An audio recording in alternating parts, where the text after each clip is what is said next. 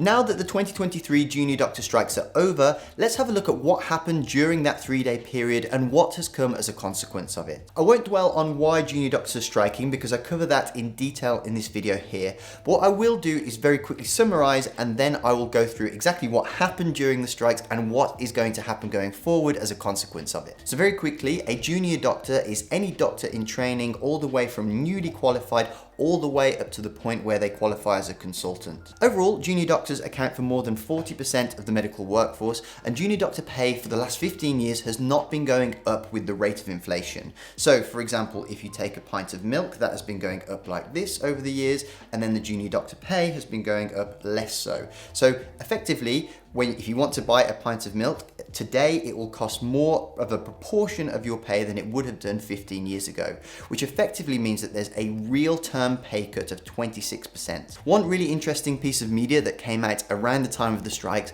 was that a very junior doctor gets the hourly rate of equivalent to £14.09 an hour, whereas Pret a Manger recently announced that their staff get £14.10 an hour. So reasonably, doctors feel that this isn't fair, given the time, the effort, the debt, often accruing dozens of thousands of pounds to get there, plus the importance of the role. They feel that they are not being paid enough for that. And what's worse is that given the low pay or the low perceived pay, a lot of people are leaving the NHS. So many junior doctors now are going to New Zealand, Australia, Canada, where they are paid much better than they are in the UK. This means that we're currently 9,000 doctors short in the UK, which is putting more pressure on the doctors that remain and making the working conditions for junior doctors more unfavourable. So what happened immediately before and during the strikes? Well, they were due to go ahead on Monday the 13th of March, and on Friday the 10th of March at 10 PM, ministers approached the BMA, so the union that represents doctors, saying that if they were to stop or cancel the strikes with immediate effect, then they would be willing to enter talks. So in response, the BMA Junior Doctors Committee told Health Secretary Steve Barclay until the government put forward a credible offer for England's 75,000 doctors in training, they would not be in a position to call off the strikes. So currently what is being asked for is a 35% pay rise. And what they say is that we put our case towards the government and they gave us nothing in return. They didn't give us any numbers, they gave absolutely nothing except for a demand to remove strike action. You can't negotiate with no numbers to negotiate with. The government have previously suggested a 3.5% pay rise to be effective next year, and Health Secretary Steve Barclay said that the current demands are unaffordable, but they do want to negotiate to come to a fair settlement. This is all on the background of the previous strikes in 2016, which did end in disappointment for doctors. During these strikes, a BMA representative on the picket line said, "Doctors, and junior doctors in particular, have been bitten once by this government before, so we're very cautious when dealing with these kinds of people," urging the government and Barclay to show faith and goodwill and rebuild trust with the profession. So the strikes organised by the British Medical Association, the BMA, did go ahead for the 3 days as planned, which meant a full stoppage of work, including nights, on-calls and non-resident on-calls. So what was the outcome of all of this?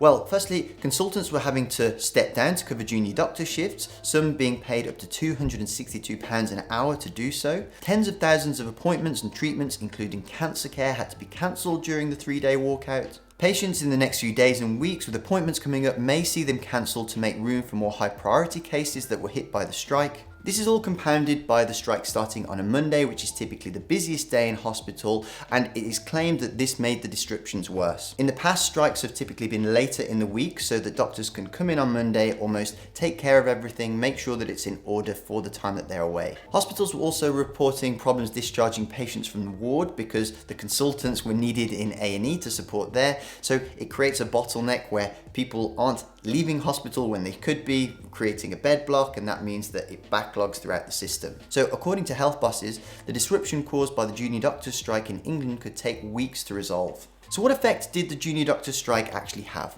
Well, right now, not a fat lot. In terms of talks, at the time of filming, there is still a stalemate between the BMA and the government, and talks have not progressed since.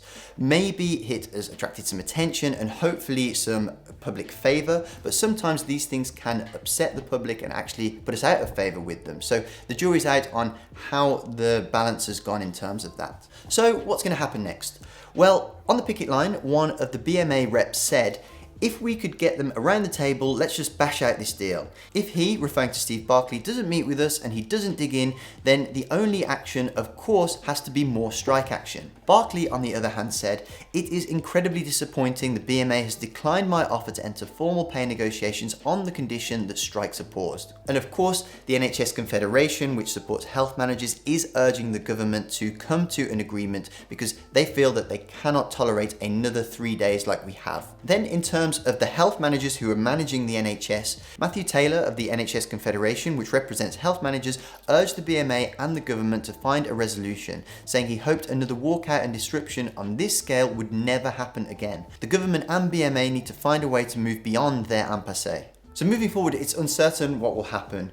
Junior doctors are calling for ongoing dialogue with the government to make sure that their concerns are addressed. While the strikes were disruptive, they did bring attention to a very important issue and put pressure on the government to make positive changes. However, there is still a long way to go to make sure that junior doctors are properly supported and that patient care isn't compromised. So what do you think about all of this? Are doctors right to strike? Are they losing favour with public opinion due to what they're doing? If you have any thoughts, put them in the comments below and I'll happily discuss them.